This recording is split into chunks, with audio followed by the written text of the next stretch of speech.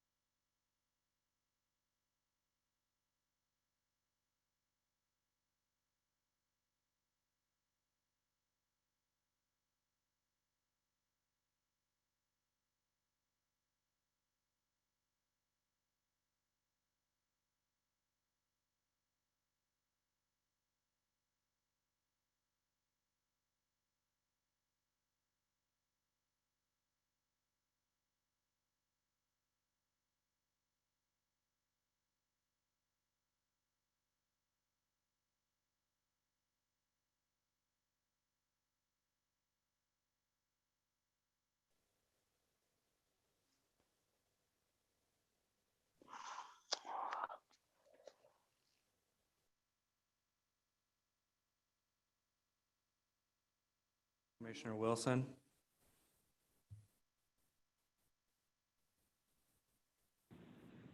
Present. That was her.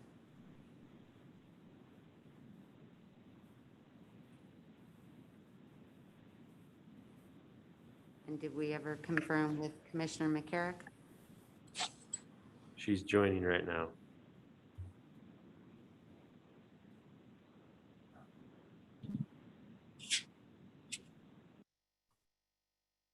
Do we need to get her on there officially for the record?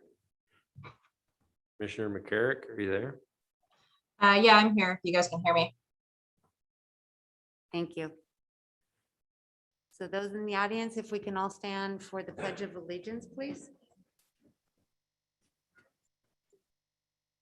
Pledge allegiance to the flag of the United States of America and to the republic for which it stands, one nation, under God, indivisible, with liberty and justice for all. No. She on that kid.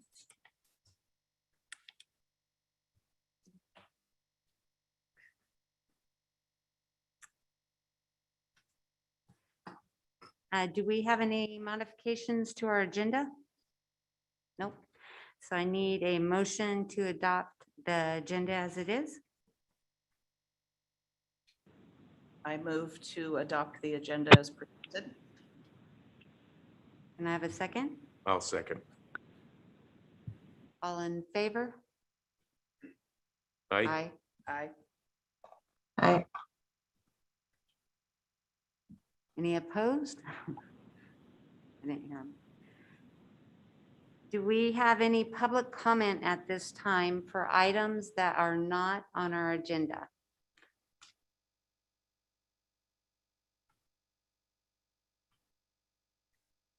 Anything on the Zoom?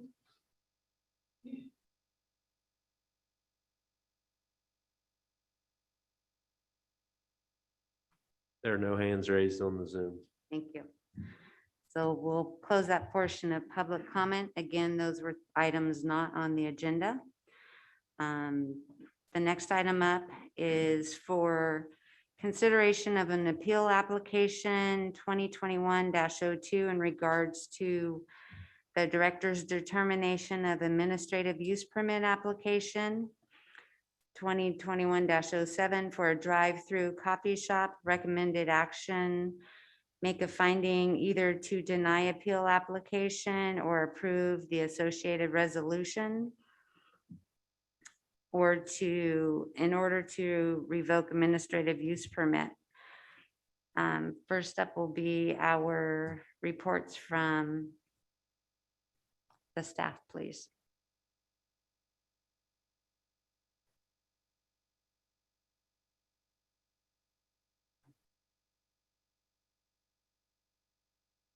So good evening, everybody. So we're, as mentioned here, to hear the appeal application AP 2021-02 for administrative use permit, AUP 2021-07 for Mudslinger's Coffee. So the site description, the project site's highlighted in yellow with the X. You can see you got the PG&E yard to the left, and then to the right, you got Dollar Tree and grocery outlet. The address is 14760 Olympic Drive. The zoning designation is MUX, which is mixed use. And the parcel is roughly 1 acre, which is about 43,560 square feet. So why are we here today? So we're here today for consideration of the appeal application, AP 2021-02, which was filed by Diana Drake, which is representative of Sisters Coffee, which they're contesting the approval of the administrative use permit, AUP 2021-07 and categorical exemption CE 2021-06, which is the resolution CDD 2021-03. Essentially, this approval is allowing a drive-through and walk-up coffee shop with limited outdoor seating. Additional development includes a 10 by 60 kiosk or structure with one drive-through window and one walk-up window. There will be a limit of outdoor seating of approximately 3 tables and chairs and umbrellas.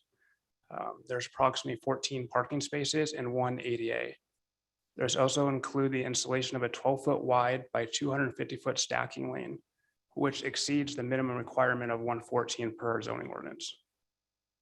So the typical hours of operation will be Monday through Friday, 6 a.m. to 6 p.m., and then Saturday and Sunday from 8 a.m. to 5 p.m. Then during non-peak hours, there will be one employee, maybe two, and then during peak hours, there will be additional employees to assist with the high peak demand of the customers, which is usually between 7 and 11. So additionally, we're here for the appeal application, which is the AP 2021. We received it on August 2nd, which was within the 10-day deadline to submit the appeal. If you refer to attachment 3 of the staff report, it's pages 35 through 53, which details the reasoning for the appeal. Then upon receiving the appeal, the applicant Mudslingers was notified and provided a copy of the appeal. Then upon them reviewing the appeal, they also submitted a rebuttal. And that's on attachment 4 of the staff report packet, which is 54 through 56. So for the Mudslinger site plan, this gives you a general idea of what it'd look like. You can see that's about 160 square foot building. It'd be, stone face. You can see the signs. If you look to the left, they would enter off Olympic. They would go down, then enter to the left, and then they would stack towards Olympic and order their drinks or their beverage, and then exit and go back out onto Olympic. So this just kind of gives you an idea of the lighting and signage. You can see all the lighting is directed downwards. The middle picture shows the type of lighting fixtures that could be there. And then the pictures to the right in the upper left-hand corner and lower bottom left-hand corner show the type of signs that might be on the potentially on the structure.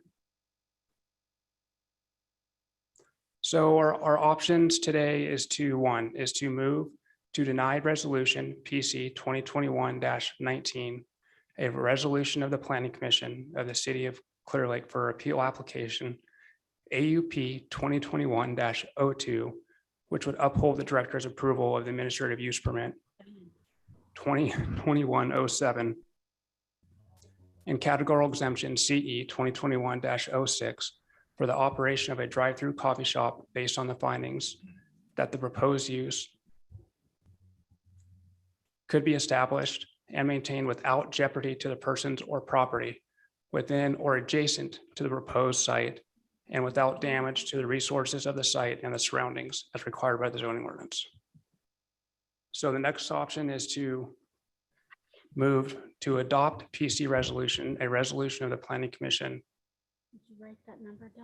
of the City of Clearlake approving application AUP 2021-02, revoking the director's approval of administrative use permit 2021-07 and categorical exemption CE 2021-06 for the operation of a drive-through coffee shop based on the findings that the proposed use could not be established and maintained without jeopardy to the persons or property within or adjacent to the proposed site and without damage to the resources of the site and the surroundings as required by the zoning ordinance. The third option is to provide alternative direction to staff. And if you have any questions, I'm more than happy to address those. I know the applicant, the appellant is here as well, and I'm sure they would like to make a statement. And also April of Mudslingers is here via Zoom, who has a presentation that would she would like to present as well. Commissioner Wilson, do you have any questions for the staff at this time? No, thank you. Commissioner McCarrick? I asked my questions ahead of time and I got answers. One question that I should know. When did we redo the zoning ordinance? So if you want me to address that, Chair Davis. So it was initially, I think the Planning Commission voted on it in November, and then the City Council did the first reading in December. So it would have been effective, I don't know, sometime in January, I think, or early February. Okay, that was my question. Thanks. Commissioner Williams? No questions at this time. Vice Chair Coker? No questions at this time. And staff, you also answered my questions ahead of time as well. I appreciate that. So if we can have the appellant from Sisters Coffee come up, and if you would state your name for the record, please. Yeah, right. Please. Okay. Yes, my name is Diane Drake, and I am the co-owner of Sisters Coffee House. Just start going. Yeah. Okay. So I've never done this before, and honestly, my sister and I could never forgive ourselves if we didn't at least try to save our business here. So I'm sure you have all read my appeal statement as well as the rebuttal from April, Lisa, and Shanna. While it has been said that our statement was emotional, I can assure you that it is both emotional and factual. Sisters Coffee House is not only our business, it's a part of us. We are not only business partners, we are actual sisters, and this is our livelihood. While we respect everyone's right to open whatever business they like, we question the location. Why would mudslingers even want to open within 0.3 miles of 2 other coffee shops, if not to hopefully put one or both of us out of business? That may not be their direct intent, but I can guarantee that 3 shops within such a short distance, we can't all be successful. That business model may work for fast food and big box stores and corporate coffee chains, because they all have corporate offices that they can go and help them absorb the losses. They're not a small business owner that has every penny invested into our only one store. They're not dependent in the success of what we do here. Making sure that we stay open no matter what, through the blackouts, the fire season, through COVID, because closing for even one day means that maybe a bill doesn't get paid or our kids go without school supplies. We, like all small independent business owners across America, rely on our customers, both loyal, regular customers and our new faces, to make ends meet so that we can keep the lights on and keep our mortgage paid. With Catfish already established, Starbucks already being built, and Marcel's permit approved for the existing building, mudslingers would make the 4th drive-through in town and the 5th coffee shop total, the 3rd in just 1 block. Allowing mudslingers to open on one side of us and Marcel's on the other there would be too many coffee shops for all of us to consistently gain new customers, keeping us all from growing and keeping us from thriving, and condemning one or more of us to struggle to maintain success. Even our own mayor, I submitted that yesterday, sent an email urging the Planning Commission to limit the amount of use permits for thrift stores in town because there are already 6. So how is allowing the 5th coffee shop any different? If you ask for a public opinion, the majority of people say they want something different. They're tired of seeing the same businesses over and over. 3 auto parts stores on basically the same corner, 8 thrift stores, and of the 18 non-fast food restaurants, literally half of them are only Mexican food. If you're looking for businesses to attract tourists and serve residents, I urge you to choose something that isn't already represented in Clearlake. Choose a business that my customers will patronize after they leave our shop, not instead of. Somewhere that I can go and spend my hard-earned money, a business that Catfish, Marcel's, and Starbucks customers, employees, and owners will go and spend their hard-earned money, because I can guarantee if you put all of our customers, employees together and give us all a place to spend our money, that place would be wildly successful, and so would all of us. I'd also like to say that we meet the needs of our customers just as good as a drive-through, if not better. We partner with DoorDash to provide coffee delivered directly to your home or business, and no other coffee shop in town does that. We also have a few of our customers that have a hard time making it inside of our building. So we take the time to make sure that they can call us and we can bring it directly out to their vehicle. A drive-through is not better than delivery or curbside service. What we offer in this town, nobody else can. This is our family. Our family lives here. They shop here. They work with us. 2 of our employees were sisters up until one of them got a different job. Just like we're sisters. And I really urge you guys to know that this isn't just like a paycheck to us. This is our life. This is what we do. And opening mudslingers would definitely hurt us more than it would help the town. That's it. Thank you, Diane.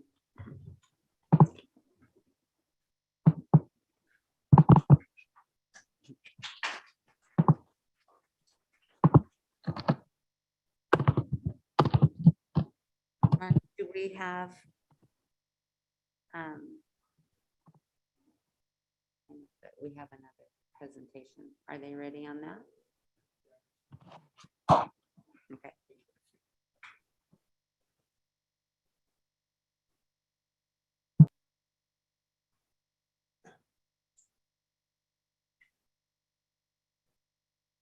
Okay. So while we're waiting for the mudslingers, we'll do public comment at the end, okay? Do any of the commissioners have questions for Diane? Commissioner Wilson? No, thank you. Commissioner McCarrick? Do not. Commissioner Williams? Vice Chair Cooker? Not at this time. Actually, I don't hear me yet, but I'm April with Mudslingers. Hi, April. Hi. I didn't, I guess I must have had it muted. So I'm being, I feel very voyeuristic because I'm watching you guys. I'm trying to talk and nothing's coming through. So, hey, so, you know, I'm not sure exactly where to start. It's my understanding that you wanted to hear something about our company and our business, about the concept in general. But I don't know if I should just follow after sisters and sort of, we gave our rebuttal before, and I'd like to just address some of her comments on what she, what she described. So what would you like me to do?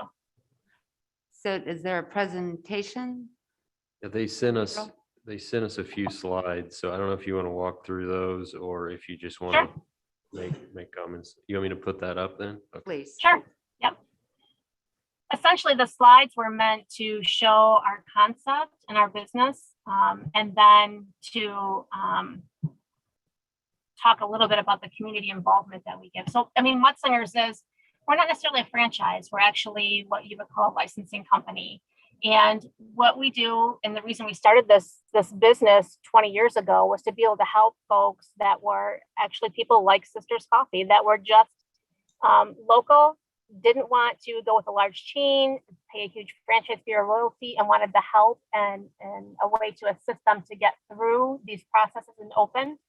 We don't just allow someone to open in a town without going through a process of a business plan and crunching numbers. And we don't crunch numbers in an effort to see that let's make sure that sisters would have to go out of business in order for us to survive. We look at it like, what if these were all divvied out, these percentages, these statistics that we go through? So it wasn't just sort of a process to just have a customer and open. It's a process to make sure we want our stores to be successful. And once again, we're not looking to put somebody out of business, but there is something about competition in a market. And we have a few more things to add that you don't, and you have a sit-down cafe, and you have Wi-Fi, and you have different things than we have as well. So as far as what Mudslingers does, we are just a drive-through. We happen to have some outdoor seating here for the customers that are coming into the park behind us, and we did that in conjunction with seeing what was happening behind us and thought it would be a good offer for the community. I don't know if I can pull the next slide or if someone else can pull the next slide up, or thank you. And so it shows you how the size of our buildings, it shows you what Lisa and Jenna actually get to choose their building, what they'd like to open, and it shows you in the bottom right what they picked.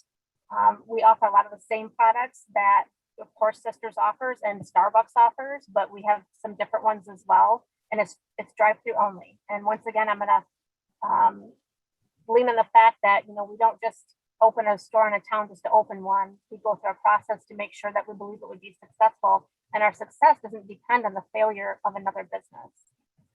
Next slide, please. Thank you. And so this just talks about Mudslingers. And I don't know if the Planning Commission has this in front of them, but we're a manufacturer, licensed, and a consulting service. If this store doesn't do well, as one of the sisters had talked about, coming back to corporate to make sure they survive, it doesn't work that way. We don't support them in that fashion. We support them from the standpoint of, well, why isn't it going well? How can we help? What kind of products can we change or add? Or or what can we do? So it isn't like, it's not very far off really from you as a business owner.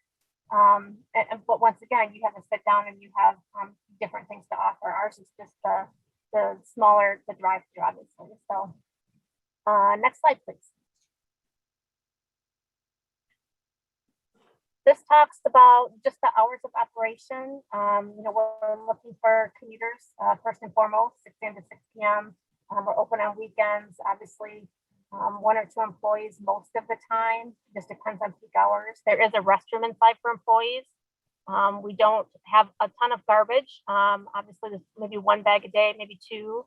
All of our buildings, although they're small, have a split mini unit with heat and AC.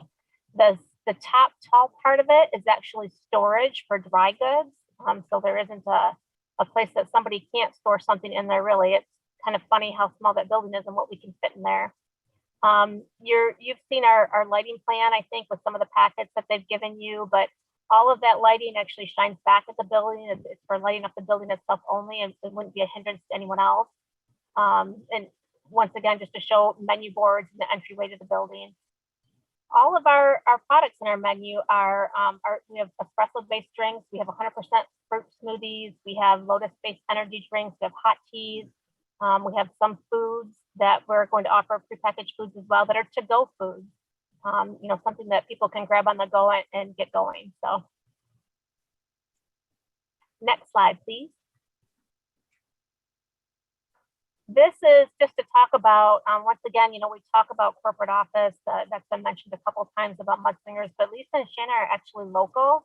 Shanna was actually telling me today that she has family history in the local museum there. So I thought that was pretty cool. But, they've been there for over 45 years. They're looking forward to serving the community and supporting it. April, just a minute, please. Sure. Please Very don't. hard to understand her. Okay. We're in the middle of a meeting. I'd appreciate if you don't interrupt. Okay. Okay, April, please continue. Sure. And so I just wanted to sort of stress that point too, that once again, although we may be, what you would feel like is a larger chain across the country, if you look at any of our individual stores, they are people that are local that we encourage to be a part of their community. We encourage them to be sponsors, to do fundraisers. There isn't a restriction as far as we have on those types of things in a community. And if you could hit the next slide, I think this is the next one where I show you a few examples. So this is, Shanna and Lisa put a little, a paragraph in here, how excited they are to bring their vision to the community. We are not out to hurt other local businesses. We are simply 2 very good friends that have a dream we have been working towards for years. We are fun-loving, respectful, caring, and so excited to see our hard work come to fruition with the help of Mudslingers. We hope to be recognized businesses in the community, providing outstanding customer service and a hometown feel. And what I put off to the side there is just a few examples of it. It actually only took me about 5 minutes to pull these off of some of our other sites, but the Mudslingers brand does not restrict their locations and being able to interact and be a big part of the community they are located. In fact, we encourage it. We are free to be involved in fundraisers, parades, sponsorships, giveaways, community announcements, and more. And the things I put over here are like the fundraisers with hockey, that was Roseville. The top right one is Mochas for Micah. That's a little boy out of Spokane, Washington, that they do free mochas on, or they do mochas on certain days, and all that product goes back to that family. He had cancer. We were on a race car. That's actually really cool one, bottom left. And we do it because we want people to feel like it's just not another Starbucks. We want people, when they come in fact, one of our tags is welcome to Mudslingers and thanks for stopping in. And it's not a disingenuous thing. It's really, if you look at any of our Yelp reviews of all of our stores, they talk so much about our good customer service. And that's because we really teach people. That's a sort of a lost art these days. And so making sure that we're a part of the community and that we're giving the customers what they want. So next slide, please. That's the last slide. Is that the last one? Okay, I thought maybe it was. So really in closing, I mean, I wanted to describe to you what the business is. And then I wanted to kind of address sisters there and just say, I I get it. I've been in this position before. You know, we have a store in Harrison, Arkansas that a Dunkin' Donuts and a Scooters came in and like within blocks of that store, which had been there for years, and they were terrified. And, you know, they kept their customers. Some of the customers went to the new one and then came back. And I feel like this is a place where we could all succeed. And that if you were to open this can of worms to, you know, to tell them the council to not allow businesses to come in within a certain mile or to start, you know, restricting businesses to come into town, that's a hard place for them to be able to stop. And I can empathize with you, but I can see how a city has to have rules and regulations. I'm not just saying that because I'm on the other side of that. I mean, we went through the processes, we did everything the city asked us to, and we were approved. So, you know, I keep using the word empathize because I feel bad, and I would hope that it'd be something that, you know, we can work together on in some ways and maybe even coordinate events together. It isn't that we're looking to put you out of business, but we're looking to see their dreams come true as well.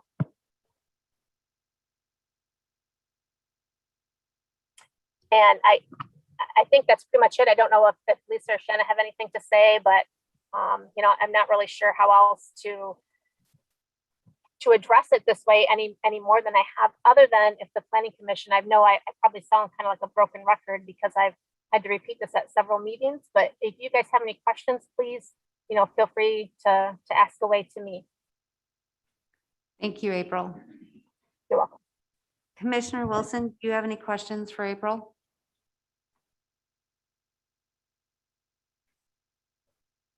No, thank you. Commissioner McCarrick? Yes, thank you. So I'm curious when the sites were when you were choosing a site for the coffee shop, or when the Lisa and Shanna were choosing the site, were there other sites around the city that might have also been of interest? And what was the determining factor for this site? So there were other sites that were of interest, but didn't work because of maybe visibility or water and sewer location. We couldn't get to it. And actually, one of the locations that we wanted was not far from where this is at. And it wasn't that we were trying to grasp every single person that drove by. We realized the community is full enough that people can, and it's not big enough that people can commute to us if they want to come to us. And so that a lot of the determining factors were, you look at traffic counts, you look at demographics of the area, you look at the statistics. We go through a company called Specialty Coffee Association, and they have stats you can buy for cities. And so we look at Clearlake and we say, well, what are the statistics of how well a drive-through would potentially do there? They're projections, like with any business. And it looks at also what other businesses are in town.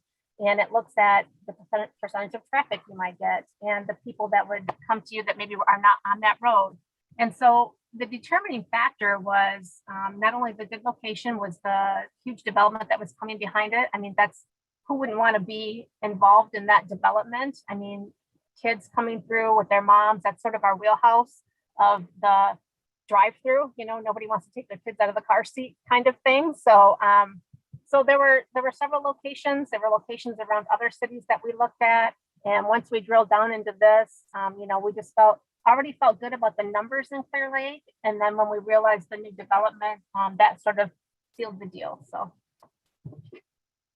And did it give you any other numeric data or demographic in terms of per capita coffee shops? You know, in terms of if there's a tipping point where, you know, there's too many per capita? Just curious about that data that you had access to. It does for larger places. So, and that's where you get saturated. So where it shows you that are places like Washington State, Boise, out in the, you know, the larger area, Seattle, it will show you saturation points there, but there really is no saturation data for smaller communities. They just don't provide that.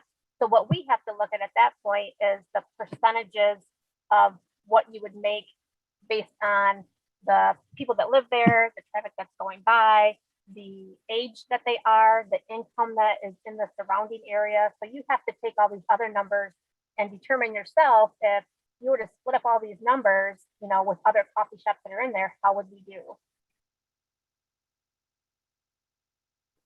that make sense?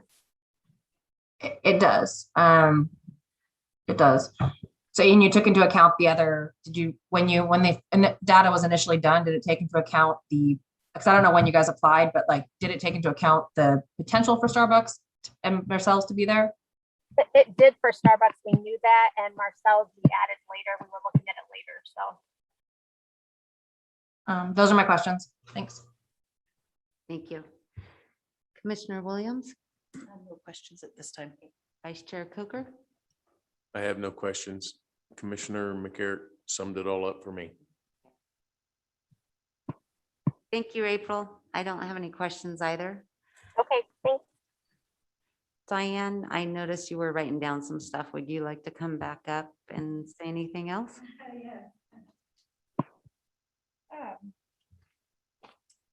So I appreciate the Mudslingers model here and trying to help these two friends have a dream.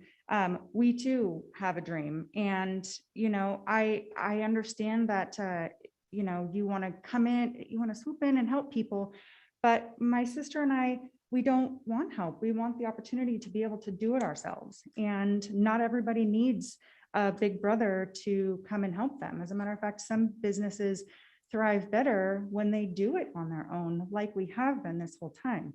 And after struggling through, like I said, COVID and fires and blackouts and everything, just now we're able to get back onto some sort of normalcy to have Mudslingers come in and not necessarily take that away, but threaten that success that we're excited to have. When we found out that we are going to get the ball field back there, how exciting is that to know that all of your customers who have kids in Little League, teams that we've sponsored, games that we've gone to, are going to now be able to come into our shop only to have, wait, you should go to this drive-through instead. And if this Mudslingers here, if it's built and it doesn't do well, what's going to happen? They get to move on to another place. They have another big bank account that can say, you know what, maybe it wasn't good here. Maybe we'll choose another location in town or around the lake, one of the other ones that was looking good to us. And it seems like it's not really very beneficial to small independent business owners like my sister and I. I had one question for you. What are your hours of operation? Currently, we are 6:30 to 4 p.m. Monday through Friday, 6:30 a.m. to 3 p.m. on Saturday, and 7 to 2 on Sundays. Thank you. And now that we do have the availability to hire more people, as more people are coming back to work, we are expanding our hours. Thank you.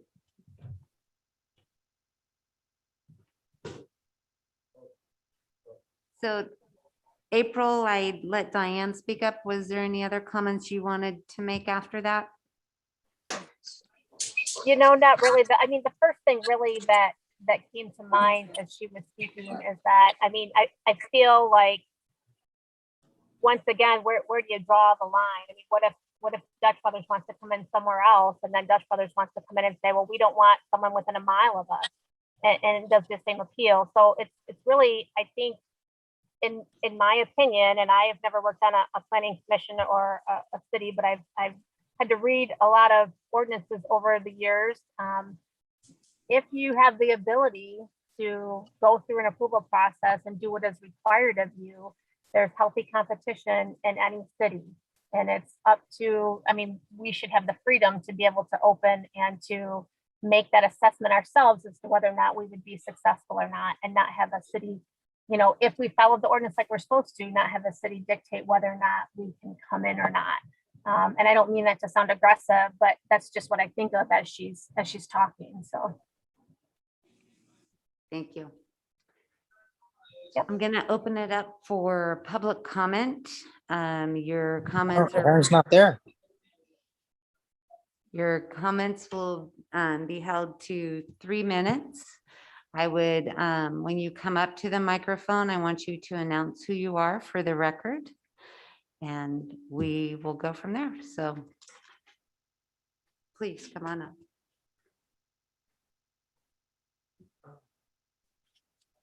My name is James Hummel.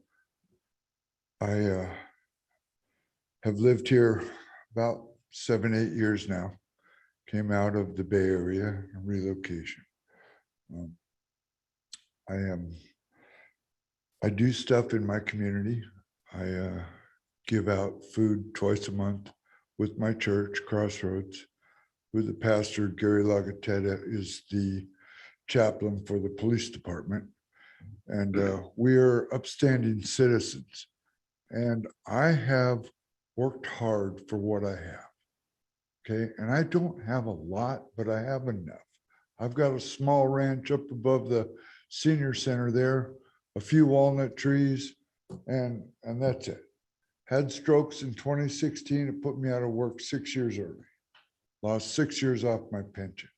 Okay, so I know what it takes to have to struggle, to have to really maintain, you know, your funds, what you have.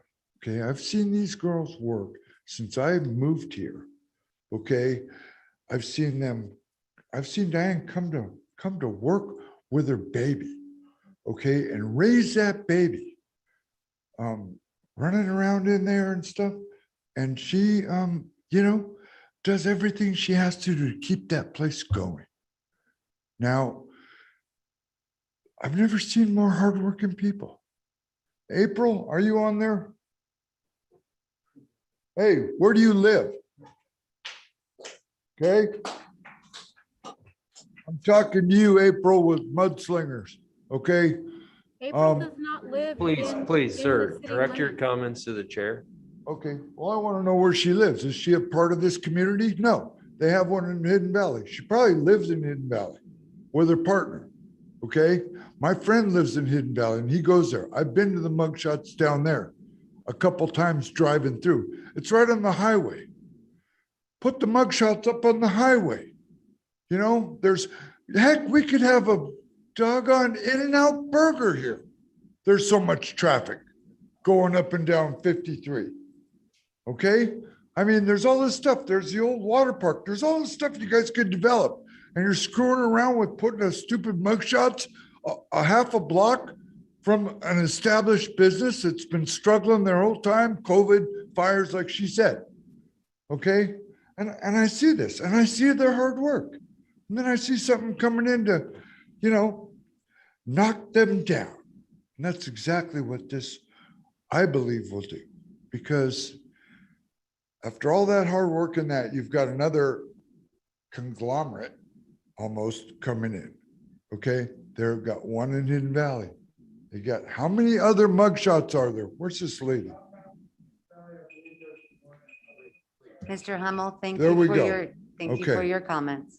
There, they got 5 or 6 of them. Thank you. Okay, what do you need one here for? Right, we're not mugshots. Enough.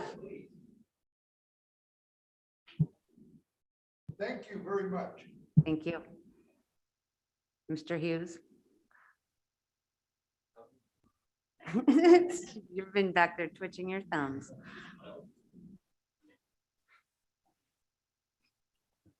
Dave Hughes, and I'm a resident of Clearlake. I did note one comment, I think it was April, made about healthy competition.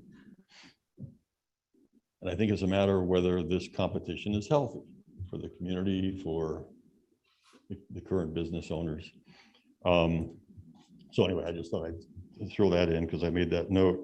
Then I did receive a copy of the packet, and in Diane's appeal, she mentions, did the city of Clearlake solicit mudslingers? If so, is the property being offered at fair market value? If the city is covering the cost of the building, is the rent or lease of the building being offered at fair market, or is it being offered at a discount just to bring more businesses into Clearlake?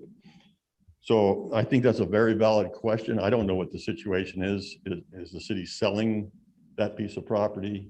Is the city going to build and lease back to them? Is the city going to lease the property to them and they're going to build their own building? And I think it's relevant that it be fair market because they're paying fair market where they are. And another business should not get a less than fair market package because the city wants to get something going on property that the city owns. And just for the record, I do have a problem with the city acting as a developer. And I think that puts the city in competition with the private sector. And I don't think the city needs to be there. It's happening at the airport, on the old water park, and now it's going to happen maybe on this 30 acres and the piece of property that goes from Olympic back to the 30 acres. So I think I didn't hear that was answered, and I think it's a valid question. Did the city solicit mudslingers? If so, are they getting a less than fair market deal on the land or on the building or whatever? I don't know what the situation is. Is the city building it? Is the applicant building it? So I don't know what the answer to that is, and I think it deserves an answer. So I'll leave it at that for now. Thank you. Thank you, Mr. Hughes. You need to come up to the podium. Yes, my name is Vicente Clausion. When I was younger, I was employed. You need to. Yes, sir. Yes, ma'am.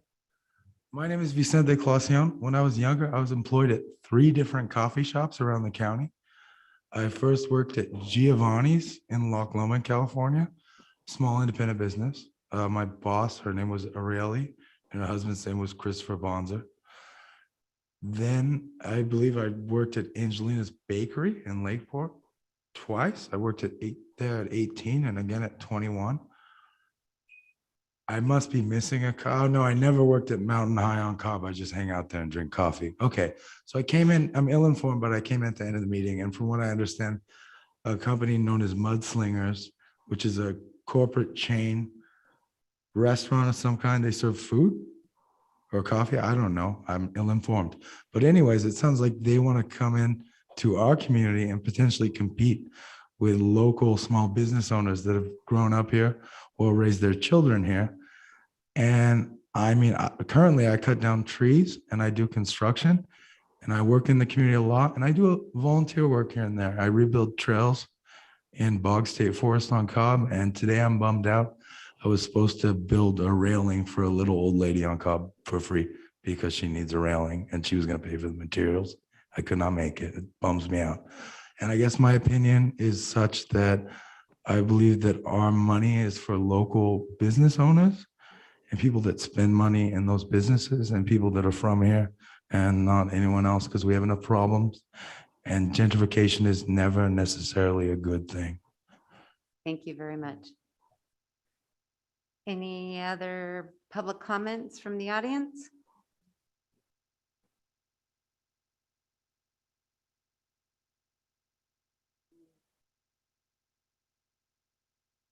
My name is David Gillen. Can you speak up just a little bit? David Gillen.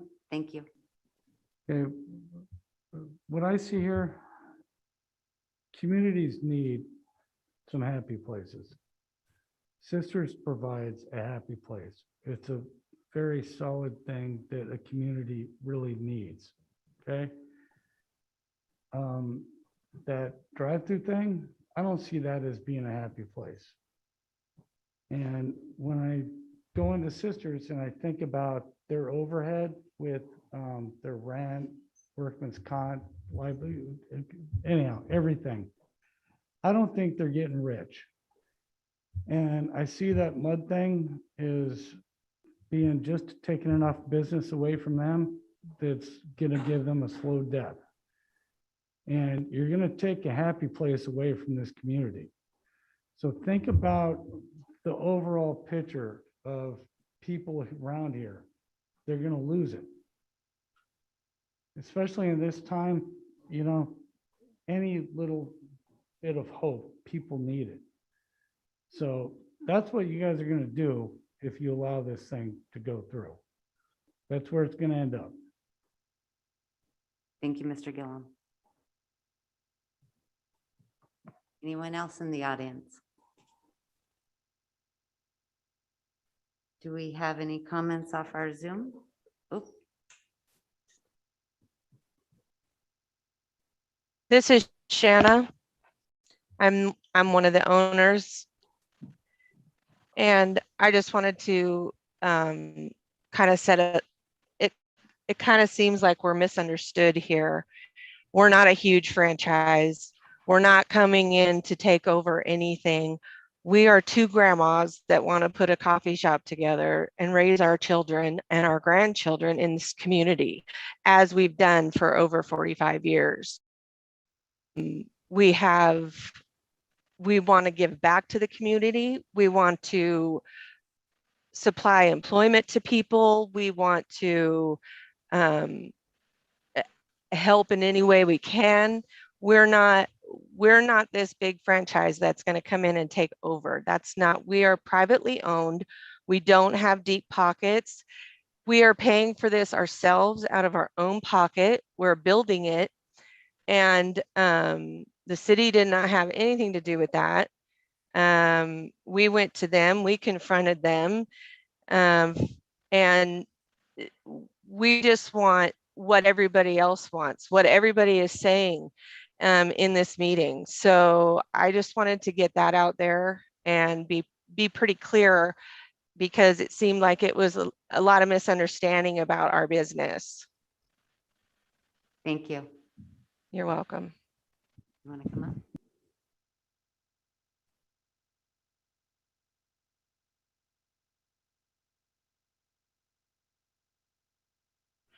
Hi, my name is Melinda Gill. Is there any other information you need from me before I start? Okay. So I came here on behalf of both of Sisters, which is a business that I frequent, and I think that is very important to our community, and that I really don't want us to lose. And also on behalf of Marcel's Drive-Thru, which I know has been trying to open up as well, and has run into a lot of problems trying to open up here. And I think that it's really important that we support our small businesses. And I think that it's important that we be equitable in that, and that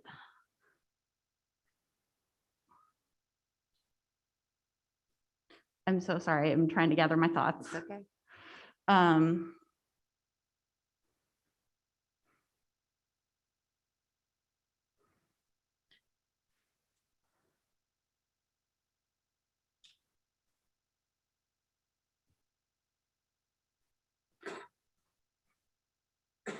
I am so sorry. Everything just flew out of my head.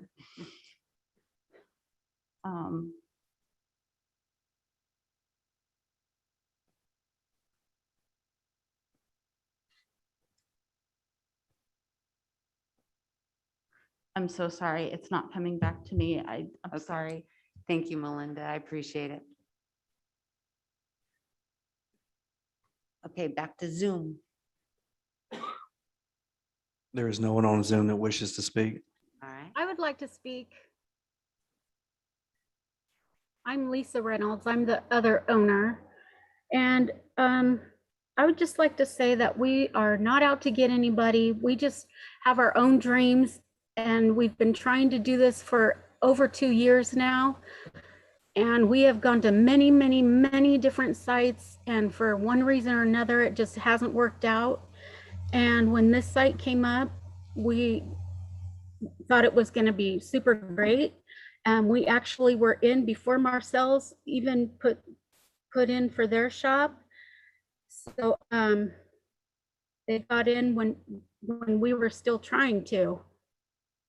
Yeah, I don't want to crush anybody else's dreams. We want community fairness, and we just want to be there for everybody else. And guess what? We're going to be a happy place too, I promise. Thank you.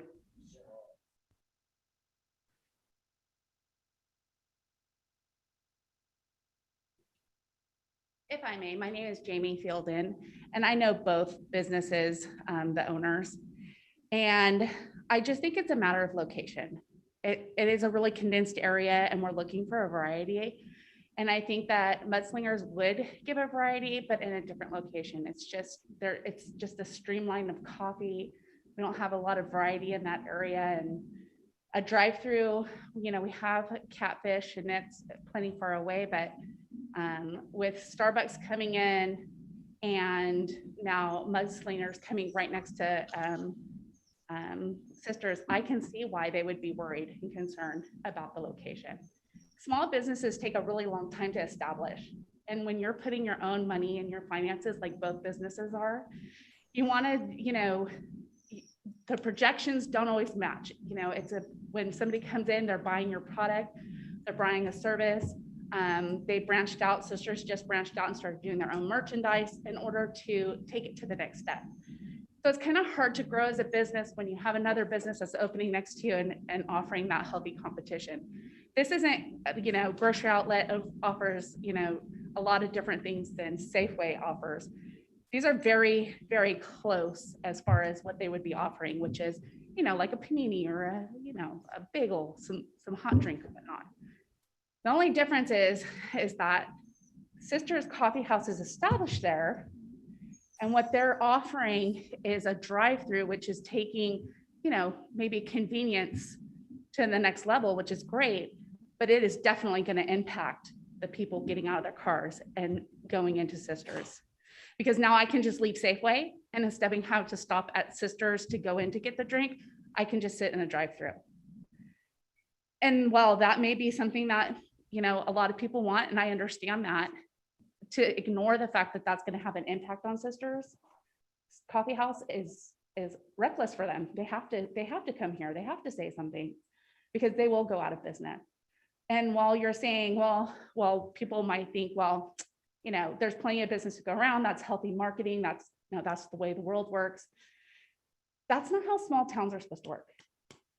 We're supposed to support the small businesses that are existing and bring in healthy new ideas like mudslingers, but make sure that they're in a location where the competition is healthy, but it doesn't put somebody under.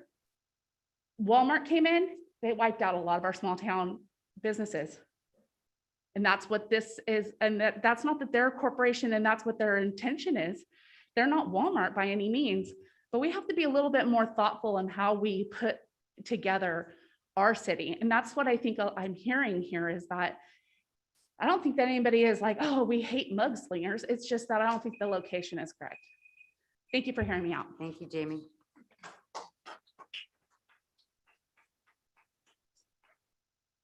Any other comments?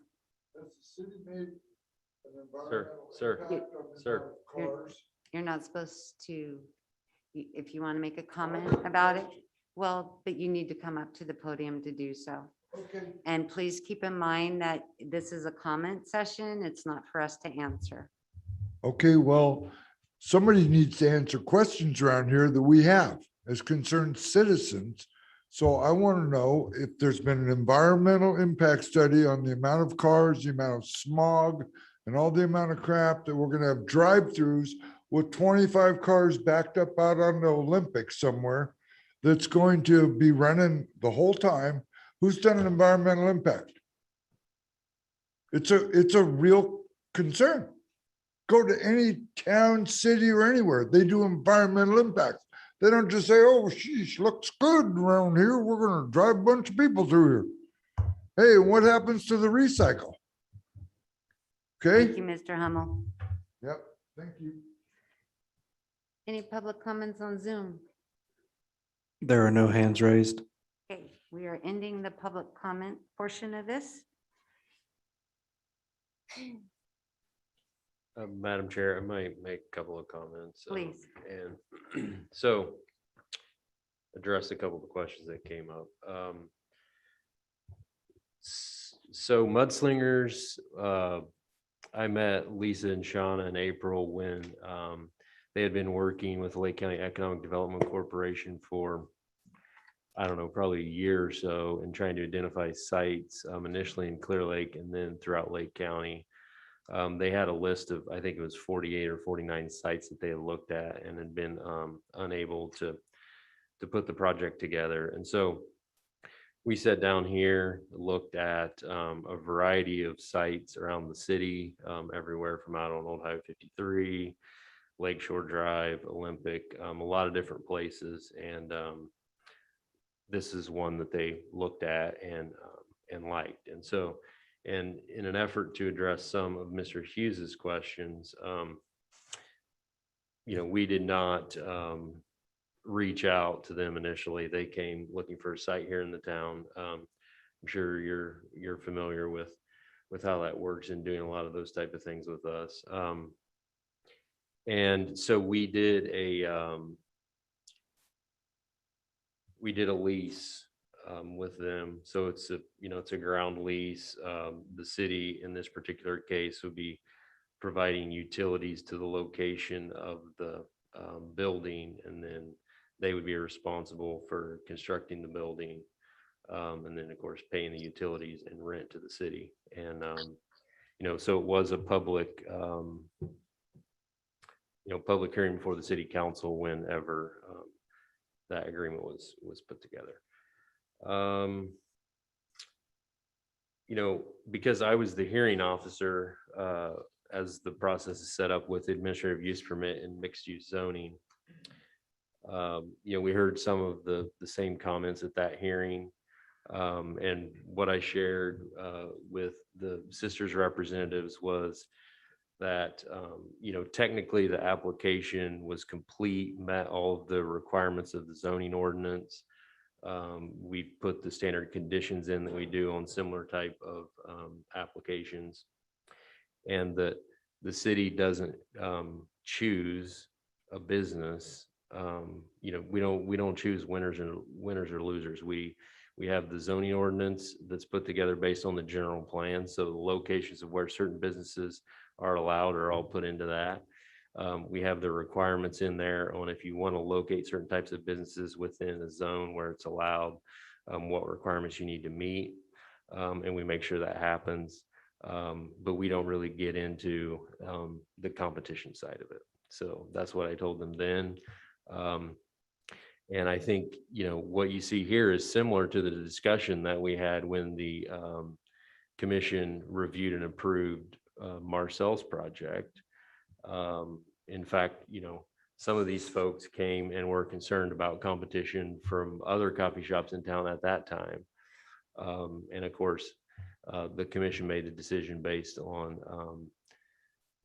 their ability to meet the zoning regulations and the conditions that were applied in the use permit. Unfortunately, in that case, there's been some issues with the property owner where improvements that were required by the city and the planning commission as part of that use permit, they refused to implement those. And so Pascal is not able to move his business forward, but I just wanted to share that. And as far as the environmental review, of course, every project that comes through the city is subject to the California Environmental Quality Act. In this particular case, because of the size of the project, it's subject to a categorical exemption, which is what is referenced and included in here, and does not require a full traffic study like a larger project. So that's all I had to share, unless any of the commissioners have any questions. Thank you.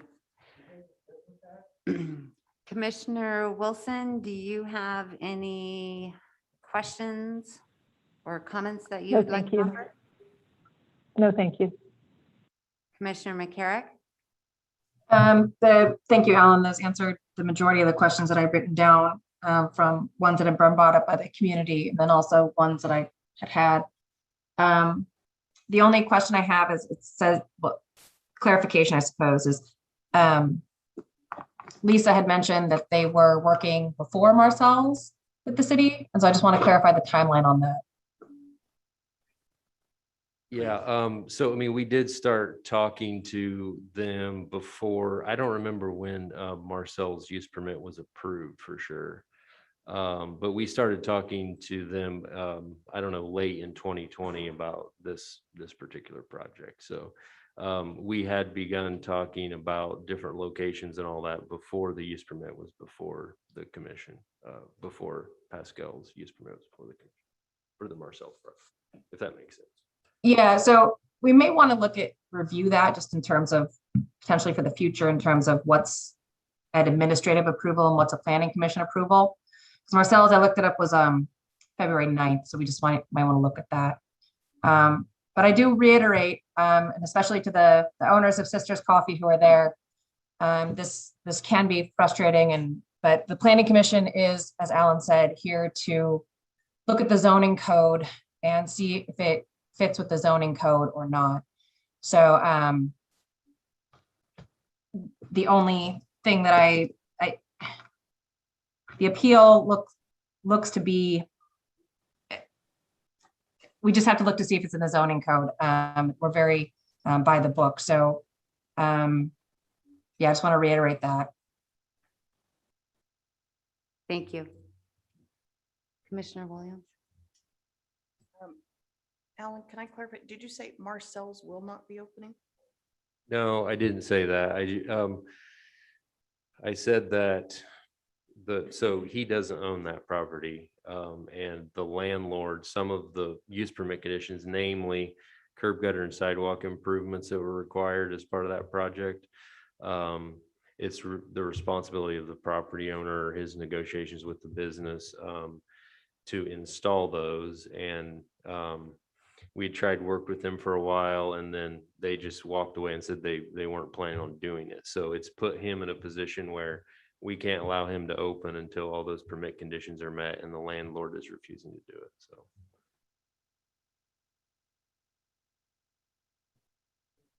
We're done with public comment, sir. You'll need to sit back down. I just want to get one thing. I'm clear. sorry, we're done. Okay. We're So you done. guys are just gonna let people get choked out there, Sir? waiting in line. You for need to sit back recycle down, things, please. okay? You're just gonna let them get choked out with carbon Please sit monoxide. back down.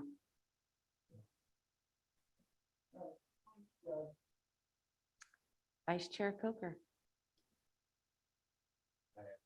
Oh, I have no comments. I want to thank everybody who came. I do also want you guys to know that we did get all the pages with all of the signatures that you gathered. So all of the information was presented to us.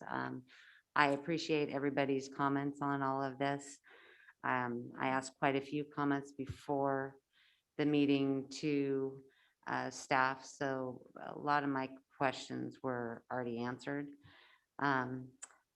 With that being said, I'm going to ask our commissioners if someone wants to make a motion here and figure out which direction we're going on this.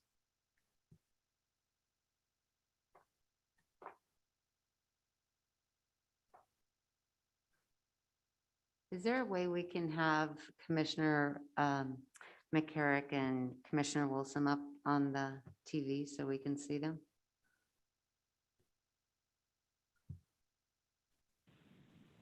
Thank you. So I'm looking for a motion. If anybody would like to speak up and make one.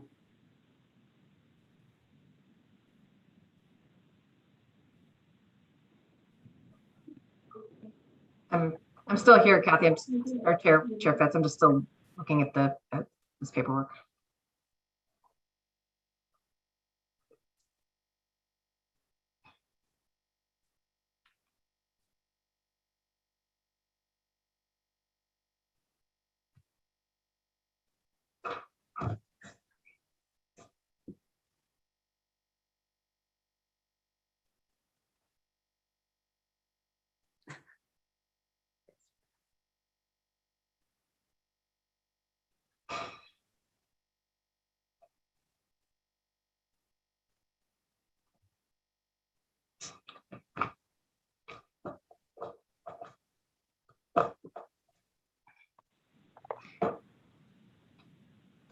So can we delay this for a few weeks? Or does it have to be voted on tonight? No, I mean, you certainly don't have to vote on it tonight. Chair Davis, I'd like to make a motion. Just a minute, please. Vice Chair Coker is asking if it can be delayed and not make a motion this evening. I don't know if you heard him or not, Commissioner Wilson. Thank you. So you were speaking? Okay.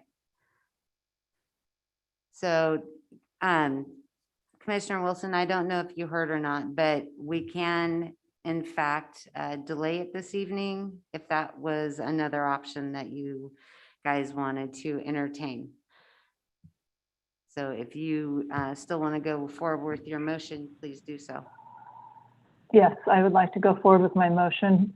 I move to deny resolution PC 21-19, resolution of the Planning Commission of the City of Clear Lake for appeal application AUP 2021-02, upholding the director's approval of administrative use permit 2021-2021-07 and categorical exemption CE 2021-06 for the operation of a drive-through coffee shop based on the findings that the proposed use could be established and maintained without jeopardy to persons or property within or adjacent to the proposed site and without damage to the resources of the site and its surroundings as required by zoning code section 18-28.060.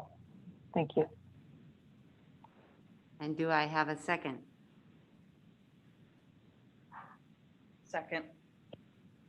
Okay, we have a motion and a second. Can I have a roll call, please? Chair Davis, Aye.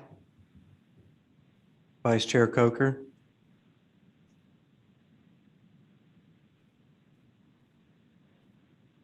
Want to answer that one?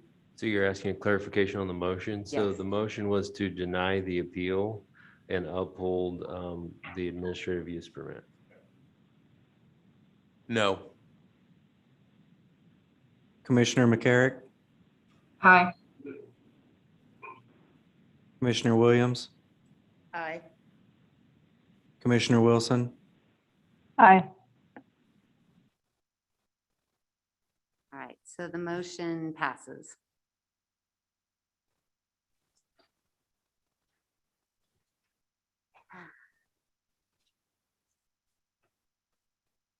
Okay.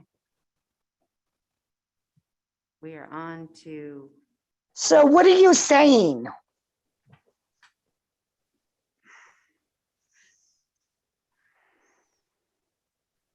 Ellen, do you want to clarify that for her? Okay, so if folks are confused because of the appeal, so the result of this is that Mudslinger's application is approved and ready to go forward.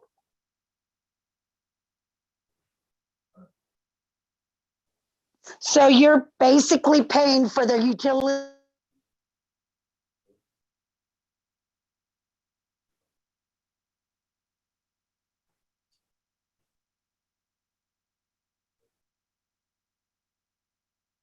don't know where she went.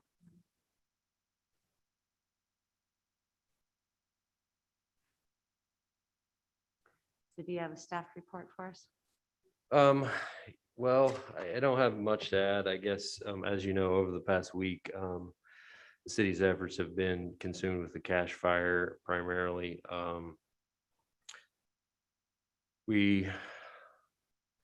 So the total of the fire was 83 acres, mostly within the city. We lost 57 homes and a total of just under 150 total buildings.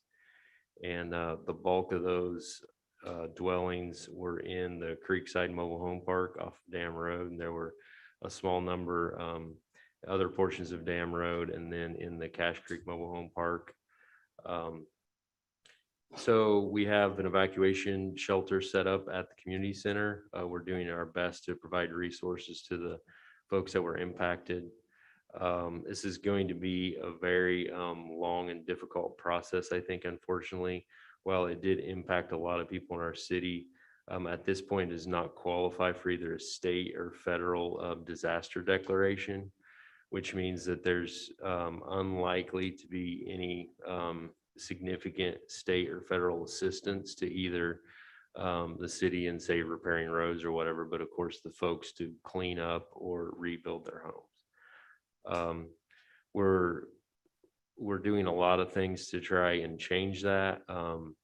Today, the county declared a public health emergency and a declaration of emergency for the fires in hopes of bolstering that. And there's kind of a number of issues. Besides the immediate loss of homes and structures, we have a lot of ash, and there was that and debris and other things that have already gotten into Cache Creek. That whole area is in the Cache Creek watershed. So the first rain event that we have, the bulk of those hazardous materials and other toxins are probably going to be washed into the creek, which is a big concern. There was a longtime code enforcement case just north of Dam Road on a piece of property there. It's essentially an unpermitted junkyard with lots of vehicles. So there were over 200 different vehicles that were consumed by the fire, or partially consumed. So there's, as you can imagine, there's a lot of hazardous waste, a lot of fuel tanks, all types of other things out there. They're going to have to be dealt with. So, our priority at this point, of course, the fire's out. That's good. There's been no loss of life, which was a very significant concern because the high concentration of folks in that mobile home park and the very rapid spread of that fire. The neighbors all helped each other make sure and get out, but there's a lot of seniors. There was a lot of vehicles still parked there when we came through that night. And so we were concerned. Fortunately, no loss of life at this point. There are a couple people that have some significant burns that hopefully they'll be able to recover from. So we're focusing on trying to get folks into short-term housing and then help them back on their way. So Administrative Services Director Swanson has been working very hard this week in setting up a local assistance center, which is going to start tomorrow, and it will be over the next 3 days at the community center. So she's been able to coordinate a variety of local nonprofits, state agencies, county agencies, other types of resources. So all the folks that were impacted will be able to come in, get a lot of answers. They'll be able to get new vital records from the county, birth certificates, that type of thing if they were lost, DMV records, all sorts of that. So that's going to be important. And we're working with a number of folks to try and get folks out of the center and into something a little bit more stable, even if it's hotel rooms for a period of time. So that's one focus. And the other thing is, we need to get sort of this environmental damage cleaned up as soon as we can. It's been a little bit of a struggle, but we have been approved through Cal OES. There's going to be a team on site tomorrow from the Department of Toxic Substances Control, which will go through and retrieve any household hazardous materials. They'll be identifying fuel tanks, oil tanks, any of that type of stuff, and removing that. That's the first step, and will help make it safe for residents to go back in as well and look through their things that may still be out there and start planning as we move forward. So those are the immediate steps. Again, there's going to be a lot of cleanup. Most of the folks that lived out there did not have any type of insurance, which is what's normally relied upon for cleanup efforts. And so I'm not sure how we're going to get there, but we're just not willing to let the sort of the debris and that remain, long term. And so definitely a sad day for the city, a lot of work ahead of us. We've really been pleased with the level of community support as always. We've been through a lot of these type of events before, as you know, and folks are already really pulling together and really trying to make a difference. So we're doing our best to keep other projects that, we update you about when we have a meeting moving forward, so that we don't, lose a lot of steps as a result of this. But of course, we have to dedicate a significant amount of time to make sure we can help in any way we can to get these folks back on our feet. So with that, that's my report.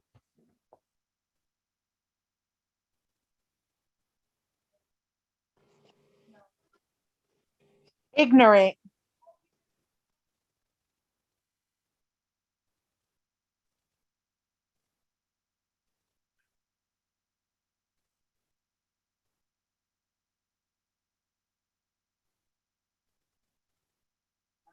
I have, I'm on the Burns Valley Sports Complex Ad Hoc Committee.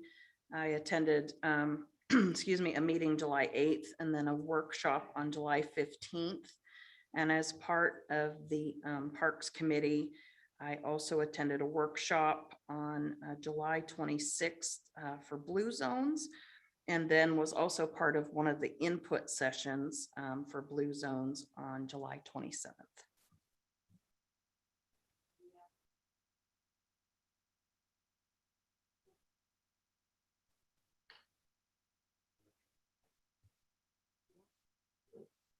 Do we have any other commissioner reports? Commissioner Wilson?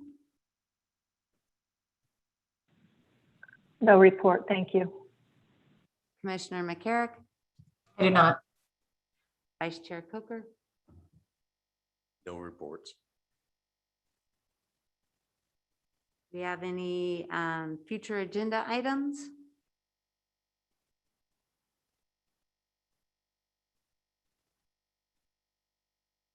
I'd like to thank everybody who submitted their comments and to those who are watching our meeting on Zoom and YouTube. And if there's no further business of the commission, we are now adjourned. I think you are all at stupid and don't care about the 7:19. community.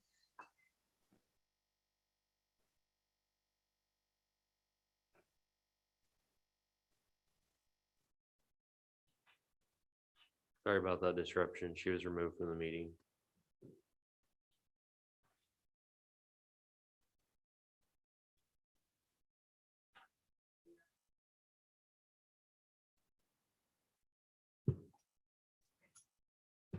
Thank you, Commissioner McCarrick. We're adjourned.